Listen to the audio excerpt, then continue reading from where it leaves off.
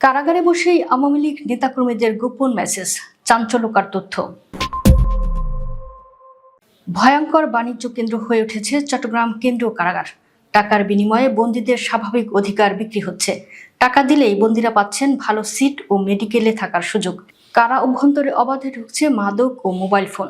এই mobile phone ব্যবহার করে আসন্ন 12 ফেব্রুয়ারি ত্রয়োদশ জাতীয় সংসদ নির্বাচন বানচালে কারাবন্দী সাবেক সংসদ সদস্যরা তাদের নেতা কর্মীদের গোপন মেসেজ দিচ্ছেন বলে সরকারি সংস্থার তদন্তে উঠে এসেছে।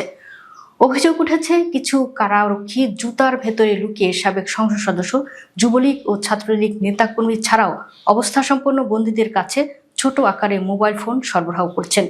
এছাড়া মোটা অঙ্কের বিনিময়ে দুর্ধর্ষ সন্ত্রাসী এবং রাজনৈতিক মামলায় জামিনপ্রাপ্ত আসামিদের মুক্তি বাণিজ্য চলছে। কারাগারের কিছু কর্মকর্তার পাশাপাশি বেসরকারি কয়েকজন কারা পরিদর্শক এসব অনিয়মে জড়িত বলে ওই সংস্থাটির অনুসন্ধানে উঠে এসেছে। সূত্রটি জানায়, গভীর রাতে টয়লেটে গিয়ে স্বজন ও নেতাকর্মীদের সঙ্গে মোবাইল ফোনে কথা বলছেন কারাবন্দী আওয়ামী লীগ ও যুবলীগ নেতারা। ওয়ার্ডে দায়িত্বরত কারারক্ষীদের ম্যানেজ করে প্রতিদিন নিয়ম করে মোবাইল ফোন ব্যবহার করছেন তারা।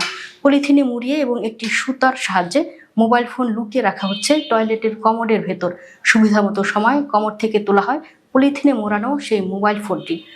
আসন্ন জাতীয় সংসদ নির্বাচন বানচালে কারাবন্দী আওয়ামী লীগ, যুবলীগ ও ছাত্রলীগ নেতারা মোবাইল ফোনে গোপন মেসেজ দেওয়া প্রসঙ্গে চট্টগ্রাম কেন্দ্রীয় কারাগারের senior jail super Mohammad Iqbal Hossain বলেন, কারাগার নিয়ে এসব চোখ বন্ধ করা অভিযোগ।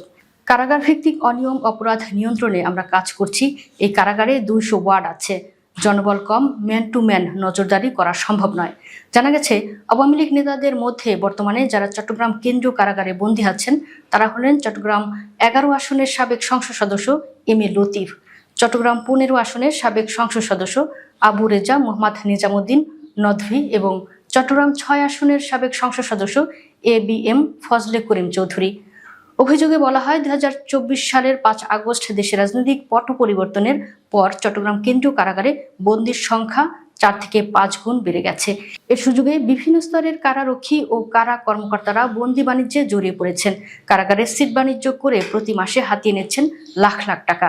নাম প্রকাশ না করে এক কারা কর্মকর্তা জানান, বন্দি বেড়ে গেলে বিত্তবানরা টাকা দিয়ে আরাম আয়েশে থাকার জন্য চেষ্টা করেন। টাকা নিয়ে সুযোগ সুবিধা দেন কিছু কারারক্ষী। এর মধ্যে সবচেয়ে বেশি ঘটে মাদকদ্রব্য সরবরাহ ও মোবাইল ফোন সেট বিক্রি।